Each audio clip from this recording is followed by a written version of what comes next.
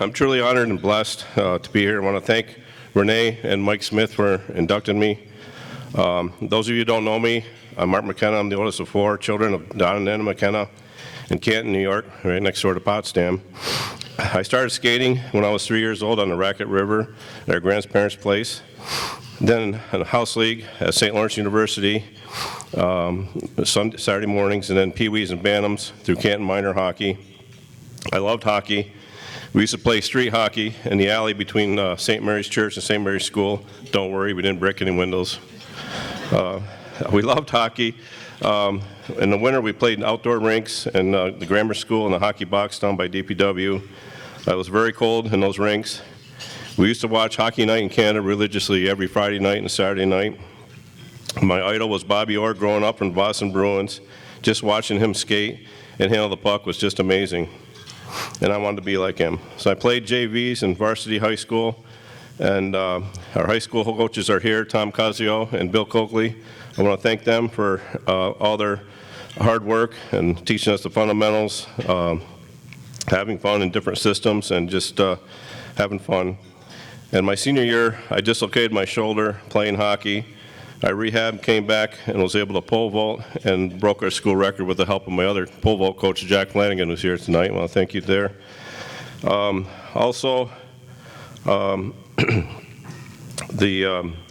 Back in the spring, then I went on to SUNY Canton, and I played soccer.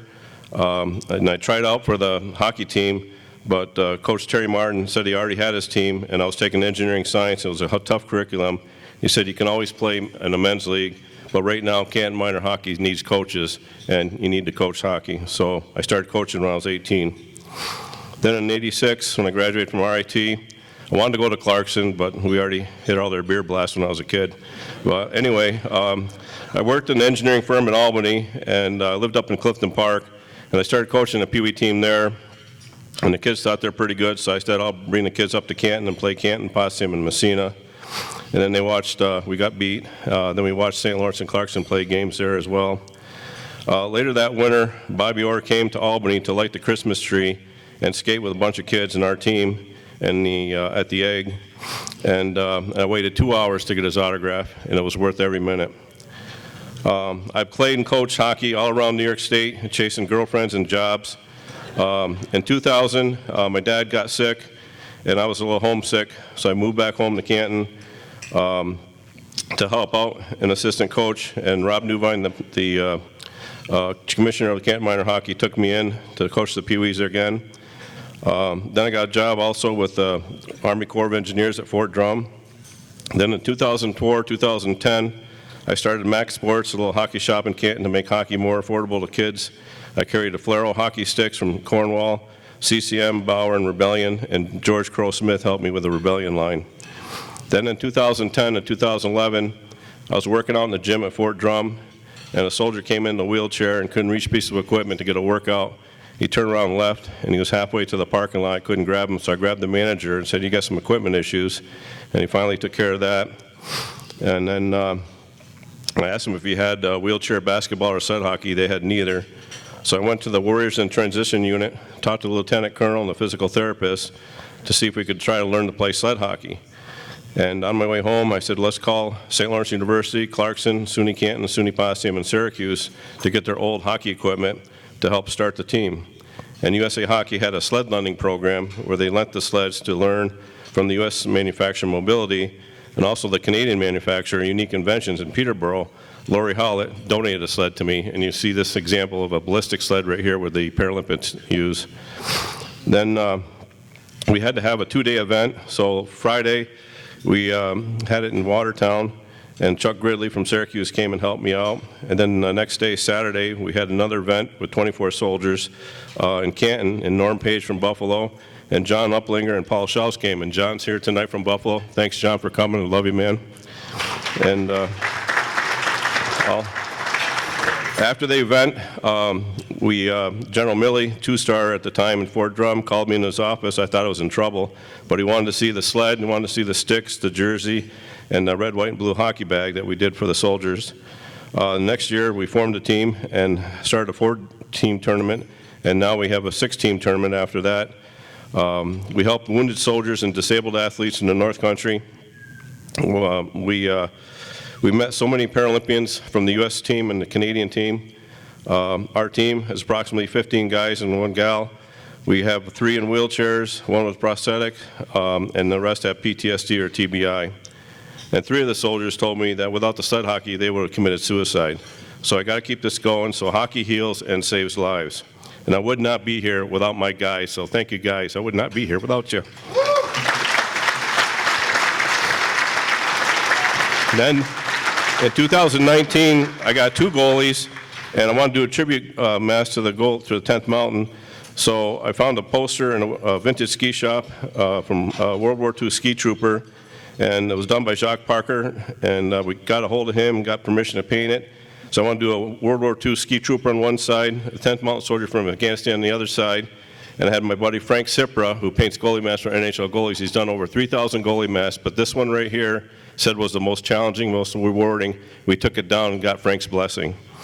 And I made a jersey for him too. So anyway, I'm losing my place here. Then in 2022, we played an all-veteran tournament down in Rockville, Maryland, and I asked the coach at the time, Tom Hirsch, if he could call and ask General Milley, who's now a 4-star general and the Joint Chiefs of Staff, if he could come and drop the puck at our game in Maryland.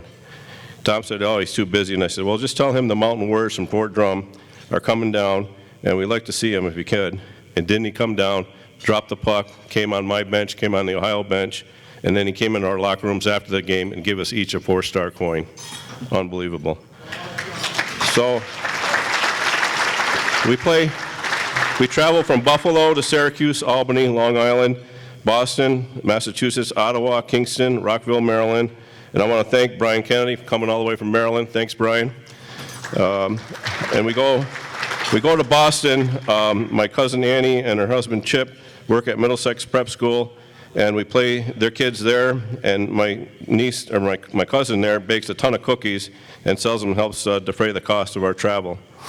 And then, let's see, okay. Yeah, so we also play a sled hockey team from Boston too.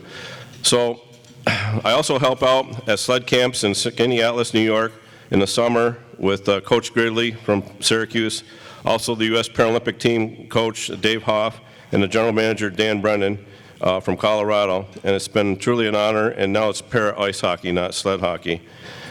In Canton, this past year, we had our 13th annual Mountain Warrior Sled Hockey Tournament. We have 6 teams. We have Ottawa, Kingston, Durham, near Toronto, Buffalo, Syracuse, Fort Drum, and we play 17 games in 3 days, and all the food and beverages are donated. And I couldn't not do this without help from the North Country businesses. So 3 years ago, I started a kids program. One of the parents came to me. 4 kids have spina bifida. Doctors told them they couldn't play sports. I said, baloney, show up to SUNY Canton, we'll get them on the ice. So, and I now have a kids program, and we play teams from Ottawa and Kingston. So I want to thank my team, because without you, I would not be here. Also want to thank my assistant coaches, Father Doug Lucia, who's now a bishop, John Hayes, Jim Haberman, and Brian Seamus. We're one big hockey family, and I especially want to thank St. Lawrence University, Coach Brett Brecky, who's here, who donates jerseys for our raffles at our tournament. Also want to thank Clarkson, Lieutenant Colonel Professor Eric Backus, when they do the Warrior Fest in the spring, and they have their ROTC Army guys and Air Force play. Then we have our Mountain Warriors play a Kingston team, and ironically, they're named the Knights. So I want to thank also SUNY Canton for donating their ice every year. Randy, Pat, Matt, and Brian O'Connor, who's here tonight, thank you. And also want to thank Don Gallo from Albany team, sled hockey team, from the Capital District Warriors. He let me steal his sled design, and now I can fit 15 sleds in my rack and have a fold-out table, and we can fit through a single doorway. Thanks for that, Don, appreciate it. And also, I don't measure success in how many trophies. We took second place at the Empire States, losing to Albany, in double overtime and double penalty shots, but I don't measure success with trophies or medals. I measure success on the amount of smiles on the guys and girls' faces, and that's a quote from Brian Bloomquist from Long Island. I love you, Brian. So I just want to thank you again. Thank Rennie, Mike Smith, Bill Martin, Danny Fay, all the North Country businesses, VFWs, Knights of Columbus, restaurants, especially family and friends. And Mom, thanks for helping me wash and mend the jerseys. Thank you for helping me put disabilities on ice, and hockey heals and saves lives. And I'm truly honored and humbled to be in this induction and be included with other North Country honorees as Steve Riggs, Mike Smith, Steve Warr, Craig Conroy, Lindsay Charlebois LaSalle, Mark Taylor, and Tim Garish. Thank you, sir. Stay here. Stay here.